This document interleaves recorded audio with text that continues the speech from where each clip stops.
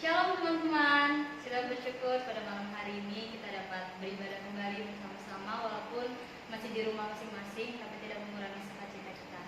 Pada malam hari ini kita akan mulai ibadah kita akan mengangkat satu pujian yang menyatakan Roh Kudus.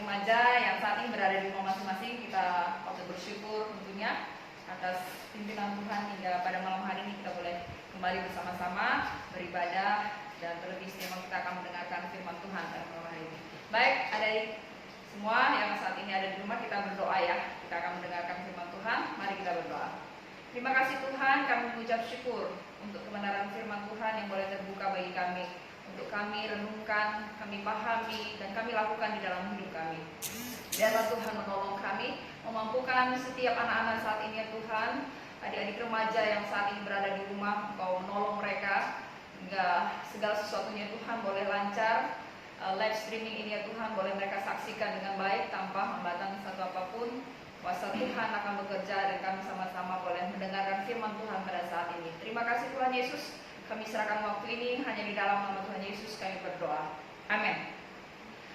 Adik-adik remaja yang dikasih dalam Tuhan, bersama-sama kita saat ini membuka di dalam 1 Tesalonika pasal 5 ayat 18. Firman Tuhan yang akan menjadi renungan kita terlambat dalam 1 Tesalonika pasal 5 ayat 18. Firman Tuhan berbunyi demikian. Mengucap syukurlah dalam segala hal, sebab itulah yang dikehendaki Allah di dalam Kristus Yesus bagi kamu. Kemudian kalian silakan membuka juga di dalam 1 Samuel pasal 8 ayat 1 sampai 22. Di situ mengisahkan tentang Samuel bersama 2 orang anaknya dan juga tentang bangsa Israel. Nah, firman Tuhan pada malam hari ini saya akan berikan tema yaitu bahaya ketidakpuasan. Ya, adik-adik, kalian pernah nggak berpikir seperti ini? Ketika kalian melihat teman kalian punya HP baru, terus kalian berpikir seperti ini, wow keren, HP-nya bagus, aku mau seperti dia, aku mau beli seperti dia, keren banget tuh HP, ya, HP-ku udah jelek, padahal HP-nya masih bisa digunain, gitu ya. Atau kalian pernah berpikir seperti ini, kenapa ya orang tuaku tidak baik seperti orang tuanya si Sinta atau si A, si B? Kalian pernah berpikir seperti itu? Oh, pasti kalian tidak pernah berpikir seperti itu ya. Kalian semua adalah anak-anak Tuhan yang mengasihi Tuhan ya. Tetapi ada orang yang seperti itu ya, berpikir seperti itu. Memang ketika ketidakpuasan itu melanda hidup kita, melanda di dalam diri kita ya, hidup di dalam diri kita, ketidakpuasan itu, maka ada istilah rumput tetangga itu selalu lebih hijau gitu, lebih, maksudnya di sini bahwa segala sesuatu yang orang lain itu miliki itu semuanya baik gitu ya, terus milik kita itu nggak baik gitu ya. Ada ketidakpuasan dalam hati kita. Tetapi mengapa kita itu menginginkan milik orang lain? Mengapa kita ini sering tidak puas hati dengan milik kita sendiri? Kenapa sih seseorang itu bisa seperti itu? Nah, adik-adik yang dikasih dalam Tuhan Yesus, kita boleh saja ya saat ini tuh kita ini adalah orang Kristen. Terus nama kita mungkin Markus, Lukas, Yohanes ya, berciri khas Kristiani gitu ya. Namun kalau kita lihat di sini ya, ada cerita tentang Samuel dan anak-anaknya di dalam 1 Samuel pasal 8 ayat 1 sampai 22. Tidak semua ya kita yang orang Kristen ini terus punya hati yang betul-betul mengucap syukur di dalam dirinya. Ada hati juga orang-orang Kristen tanda kutip yang tidak puas dengan keberadaan dan milik mereka sendiri. Contoh kita lihat di dalam Cipta Alkitab 1 Samuel 8 ayat 1 sampai 22. Pada masa tua Samuel ini berusaha meneruskan kepemimpinannya itu melalui anak-anaknya. Namun anak-anak Samuel ini tidak pernah meneladani kehidupan Samuel. Mereka selalu menyalahgunakan jabatan yang diberikan kepada mereka. Ya, mereka dipercayakan sebagai rekan kerjanya, tetapi mereka menyalahgunakan jabatan itu. Mereka mengejar keuntungan, mereka menerima suap, kemudian mereka memutarbalikkan keadilan untuk mendapatkan banyak uang. Padahal kalau kita lihat nama mereka ya kan, nama mereka itu begitu indah, yaitu Yoel dan Abia. Ya, Yoel berarti Tuhanlah Allah dan Abia yang berarti Tuhanlah Bapakku. Ketidakpuasan atas materi membuat mereka bertindak demikian, bertindak yang tidak baik. Ada ibu yang dikasih dalam Tuhan. Nah, kehidupan orang Israel juga tidak jauh beda dengan kehidupan anak-anak Samuel ini. Ya, mereka juga hidup dalam ketidakpuasan hati terhadap kepemimpinan anak-anak Samuel. Terus bangsa Israel itu menjadikan suatu alasan bagi mereka melihat kehidupan anak Samuel, lalu mereka menolak Tuhan di dalam hidup mereka. Ya, memang sih seharusnya anak-anak Samuel itu menjadi contoh dan teladan seperti bapaknya Samuel ya. Dalam kehidupan mereka, hubungan mereka dengan Tuhan, seharusnya mereka mengikuti kehidupan Samuel. Tetapi dan itu menjadi alasan ya bagi bangsa Israel untuk menolak Tuhan di dalam hidup mereka. Mereka menolak kepemimpinan Tuhan secara teokrasi. Tahu arti teokrasi? Kepemimpinan yang berpusat pada Allah. Dengan meminta seorang raja. Sebenarnya bangsa Israel itu tidak puas dan ingin menolak kepemimpinan Tuhan di dalam hidup mereka. Mereka lebih suka memuaskan hasrat diri, terus menggantikan kepemimpinan Tuhan dengan kepemimpinan manusia, sehingga mereka minta seorang raja untuk memimpin mereka. Dan mereka juga seperti mau tampil gaya, mau sama dengan bangsa-bangsa lain yang punya raja gitu ya. Sehingga mereka dalam kehidupan mereka sendiri, bangsa Israel, mereka menolak kepemimpinan Tuhan dan mereka mau pemimpin seorang manusia, raja bagi mereka gitu ya. Nah, walaupun bangsa Israel itu menolak Tuhan, Tuhan tetap mengabulkan permintaan mereka ya.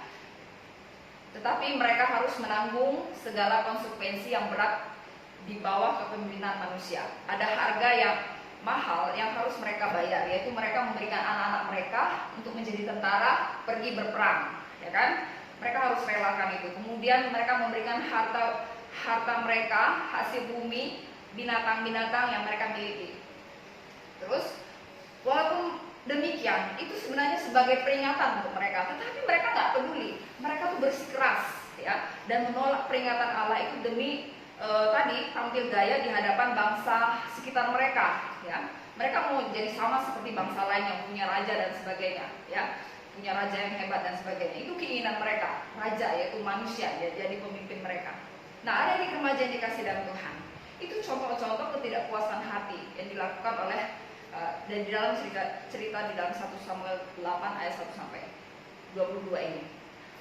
Ketidakpuasan atas realita hidup itu dapat membuat kita, yang pertama yaitu menjadi buta secara rohani. Mengapa buta secara rohani? Kalau buta itu kan nggak ngeliat tuh, gelap, ya. Kita nggak bisa jalan, nggak bisa jalan dengan baik, terus nabrak sini sana sini, karena mata kita tertutup, kita nggak lihat apa-apa, gelap semua. Menjadi buta secara rohani. Kalau kita buta secara rohani berarti dia nggak melihat, tidak lagi melihat kebaikan Tuhan di dalam hidup kita. Kita melihatnya itu adalah pada diri kita sendiri, pikiran kita sendiri, bagaimana jalan ke sini, bagaimana jalan ke sini, tapi nggak tahu di depan itu gelap gitu ya, buta. Nah, ada di remaja yang dikasih dalam Tuhan. Oleh sebab itu terimalah segala sesuatu itu dengan penuh ucapan syukur. Kemudian yang kedua, ketidakpuasan atas realita hidup ini membuat kita kehilangan sukacita dan damai sejahtera. Ya, sukacita dan damai sejahtera itu hilang dari kita. Yang berasal dari Tuhan itu nggak ada. Kalau kita hilang sukacita, berarti kita tidak berada di dalam ruang lingkupnya Allah. Kita berada di luarnya Allah, ya. Sehingga kita nggak lihat sukacita yang Allah berikan. Kita nggak rasakan sukacita yang Allah berikan kepada kita. Kemudian yang ketiga, ya. Ketidakpuasan atas realita hidup ini dapat membuat kita tidak menghargai hidup yang Tuhan berikan kepada kita, ya. Itu sebabnya ada banyak anak-anak remaja ataupun orang-orang yang dewasa itu mengambil jalan pintas ketika menghadapi suatu persoalan. Mereka bisa bunuh diri, mereka bisa bahkan membunuh orang juga, mungkin bunuh diri dan sebagainya, kecewa dengan diri sendiri, kecewa dengan orang lain, mengambil tindakan seperti itu, tidak menghargai hidup. Nah, kalau kita tidak puas dengan keberadaan hidup kita, inilah yang akan terjadi. Ini bahayanya ketidakpuasan itu. Itu sebabnya Rasul Paulus mengingatkan di dalam 1 Tesalonika pasal 5 ayat 18, mengucap syukurlah dalam segala hal, sebab itulah yang dikehendaki Allah di dalam Kristus Yesus bagi kamu. Ya, ada di remaja yang dikasih dalam Tuhan. Allah menghendaki dalam hidup kita itu mengucap syukur dalam segala hal. Ayat ini itu tidak memberikan pilihan kepada kita. Kalau kita tidak mengucap syukur dalam segala hal, berarti kita sedang tidak berada di dalam kehendak Allah. Kita itu sedang mengingkari, tidak taat, dan melawan kehendak Allah. Ya. Apa penerapan dari ayat ini? Ini berarti dengan tidak mengucap syukur dalam segala hal, ya adik-adik, kita sedang berada di jalurnya kehendak Allah, di luar jalur kehendak Allah, dan sedang memberontak terhadap kehendak Allah. Tindakan tidak mengucap syukur adalah suatu tindakan pemberontakan terhadap Allah.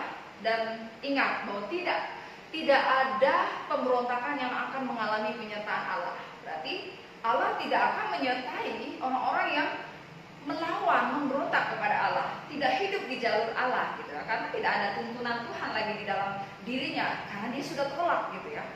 Nah, ada dia yang dikasih dalam Tuhan, tetapi apakah mungkin kita dapat mengucap syukur saat orang yang kita kasihi meninggalkan kita untuk selama-lamanya? Bisa nggak seperti itu? Bisa nggak kita mengucap syukur saat kita ditinggalin orang-orang yang kita kasih untuk selama-lamanya? Atau mungkinkah kita bisa mengucap syukur saat kita didiagnosa oleh dokter kena penyakit yang parah, ataupun saat kita kecelakaan terus kita mengalami cacat gitu ya, dan hal-hal buruk lainnya yang terjadi. Nah, ada yang dikasih dalam Tuhan. Tetapi di sini kita lihat dalam ayat ini, yang mengucap syukur dalam segala hal ini bukanlah semua, ini adalah sebuah termasuk di dalam situasi yang dimaksudkan di dalam ayat ini. Segala situasi tadi ya, segala hal ya. Mengucap syukur dalam segala hal, dalam segala hal ini termasuk situasi-situasi yang dimasukkan di ayat ini. Ya. Ini memberitahukan kita bahwa hal mengucap syukur itu sama sekali bukan persoalan perasaan, tetapi adalah persoalan ketaatan. Ya, persoalan ketaatan, bukan persoalan perasaan. Persoalannya adalah apakah kita akan taat atau tidak. Namun mengapa? Mengapa kita diperintahkan Allah untuk melakukan hal yang begitu melawan perasaan dan naluri kita? Ya, kita harus melawan perasaan kita ketika situasi dan masalah itu muncul dalam diri kita. Kalau kita mengerti alasan di balik suatu perintah, akan lebih mudah kita untuk menjalaninya. Berarti harus ada usaha dalam diri kita untuk memahami perintah Tuhan ini, memahami di dalam diri kita. Nah, kita lihat tentang Yusuf ya, dalam perjanjian lama. Yusuf itu tidak tahu kenapa saudara-saudaranya membenci dia, terus kemudian membuang dia, bahkan pada tahap mau membunuh dia gitu ya. Yusuf yang awalnya adalah anak kesayangan Yakub, akhirnya dihianati saudaranya, kemudian dijual ke dalam perbudakan di Mesir. Nah, dari usianya 17 tahun sampai dengan 30 tahun, hidup Yusuf ini tidak terlepas dari masalah. Tidak terlepas dari masalah yang berakhir dengan dia dimasukkan dalam penjara karena difitnah oleh istri Potifar yang genit itu ya. Nah, ada yang dikasih dalam Tuhan, Yusuf itu kelihatan tidak berbuat salah ya. Tetapi mengapa hal-hal buruk itu terus terjadi menimpa di dalam hidupnya ya. Di akhir semuanya, di Kejadian 30 ayat 20, Yusuf berkata, "Memang kamu memaksudkan untuk melakukan yang jahat terhadap aku." Maksudnya orang-orang yang kemarin itu udah membuang dia, membenci dia, memenjarakan dia kan? Memang mereka itu melakukannya itu untuk jahat terhadap dia. Tetapi dia bilang, Allah memaksudkan semuanya itu, maksudnya apa yang dia alami itu untuk suatu kebaikan di dalam hidupnya, yakni memelihara hidup suatu bangsa yang besar. Itu yang dia katakan. Yusuf harus menjalani semua kejahatan yang menimpanya, akhirnya membawa dia pada kedudukan sebagai orang yang paling penting di Mesir. Segala hal, tujuan dari segala hal yang buruk yang kita alami adalah agar yang Yusuf alami di sini, agar Yusuf berada di dalam posisi yang dipakai Allah untuk menyelamatkan satu bangsa. Ada yang dikasih dalam Tuhan. Alasan yang pertama mengapa kita dapat bersyukur dalam segala hal, karena kita yakin ya bahwa Allah tetap berdaulat, tidak terkira dalam situasi apapun. Tokoh yang kedua kita ingat tentang Ayub. Ayub ini dalam satu hari dia menerima banyak pesan, di mana dia harus mendengar anak-anaknya meninggal, ya, kehilangan anak, kemudian kehilangan harta benda, kemudian nggak cukup itu aja yang terjadi pada Ayub, dia menderita sakit kulit gitu ya, dan itu membuat dia, ya, maksudnya itu tidak membuat dia melupakan Tuhan, ya, dia tetap bersandar kepada Tuhan. Kita di sini dalam membaca, memahami cerita Ayub, kita diberi kesempatan untuk melihat apa yang terjadi di balik peristiwa itu. Tetapi Ayub tidak bisa melihat di balik peristiwa itu apa maksudnya di sini ya. Kita tahu bahwa semua itu adalah ulah si jahat ya, dalam cerita yang kita bisa pahami dalam kitab Ayub. Iblis mendatangkan semua itu hanya dengan satu tujuan, yaitu untuk membuat Ayub mengutuk Allahnya. Ya, yaitu untuk membuat Ayub mengutuk Allah. Tujuan iblis tercapai di dalam istrinya Ayub, ya, di mana Ayub mengatakan, kutuklah Allahmu itu, ya, dan mati saja. Istri Ayub jatuh ke dalam rencana dan jerat iblis. Adik-adik yang dikasih dalam Tuhan, saat malapetaka dan hal-hal, ya, yang buruk terjadi, yang diinginkan oleh musuh adalah untuk menggerutu, mengeluh, mengkritik, ya, bahkan mengutuk Allah. Tetapi apa yang terjadi saat kita mengucap syukur pada Allah? Dengan melakukan itu, kita sebenarnya sedang mematahkan, ya, rencana dan tujuan iblis, ya. Kita seolah-olah ketika kita mengucap syukur kepada Allah, kita itu seolah sedang memberikan satu TKO kepada iblis, ya. Kita memberitahukan kepada iblis, lu kalah, lu nggak bisa mengalahin gue, gitu, ya. Nah, kita melihat di sini bahwa alasan kedua dari cerita Ayub ini, mengucap syukur dalam segala adalah untuk mematahkan tujuan iblis yang ingin membuat kita memberontak terhadap Allah. Adik-adikku yang dikasih dalam Tuhan, jadi kita dapat melihat setidaknya dua alasan di sini. Mengapa kita mengucap syukur senantiasa? Kita sudah lihat tadi bahayanya ketidakpuasan itu, ya. Dan alasan mengapa kita mengucap syukur senantiasa, kita yakin bahwa Allah itu berdaulat dalam hidup kita. Dia berotoritas dalam hidup kita. Kemudian yang kedua, dengan mengucap syukur dalam segala hal, kita sebenarnya sedang mematahkan rencana dan tujuan iblis untuk merusak hidup kita. Nah, demikian firman Tuhan pada malam hari ini. Dengan cara demikian, kita melakukan firman Tuhan ini, mengucap syukur dalam segala hal, kita sedang memuliakan Allah. Demikian adik-adik, firman Tuhan pada malam hari ini. Kiranya Tuhan memberkati adik-adik remaja dan terus memuliakan Tuhan di dalam kehidupannya. Mari kita berdoa. Terima kasih Tuhan, kami mengucap syukur atas kebenaran firman Tuhan pada malam hari ini. Biarlah setiap adik-adik remaja GKI Gunung Cermin Sempaja senantiasa memuliakan Tuhan di dalam hidup mereka, dengan senantiasa mengucap syukur di segala keadaan di dalam kehidupan mereka. Termasuk ya Tuhan dalam situasi saat ini, biarlah setiap adik-adik remaja ya Tuhan boleh menghadapinya dengan penuh ucapan syukur, perserahan hanya kepada Tuhan. Dan apapun yang mereka lakukan, baik dalam mengikuti pendidikan yang saat ini juga dilakukan di rumah masing-masing, Tuhan juga mampukan mereka. Segala sesuatu yang mereka butuhkan, Tuhan akan sediakan bagi mereka. Terima kasih Tuhan, inilah doa, ucapan syukur kami atas firman Tuhan. Haleluya, amin. Kembalikan kepada Tuhan.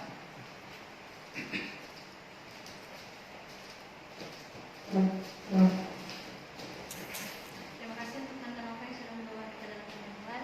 Diberkatilah kita bagi anak-anaknya yang melakukannya dalam kegiatan kita sehari-hari. Baik, kita akan menutup ibadah kita pada malam hari ini. Kita akan mengangkat satu pujian yang menyatakan bukti kebesaran.